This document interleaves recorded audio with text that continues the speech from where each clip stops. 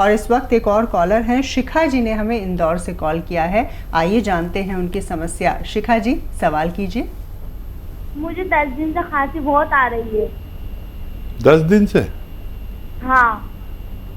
ठीक है शिखा। उम्र कितनी है शिखा आपकी? 15। 15 साल।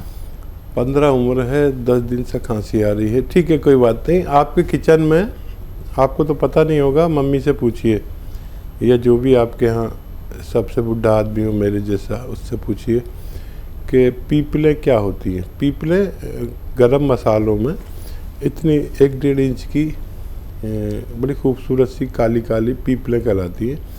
ये आधी दांत से तोड़कर और मुंह में रखें, चूसते रहें, चबाते रहें, और फिर इसके बाद 1 गिलास गर्म पानी पी लें। रोज़ ऐसा करें तो 10 दिन से है, और 10 दिन तक आप लें। 10 दिन में आपकी खांसी का ठीक होना मुमकिन है।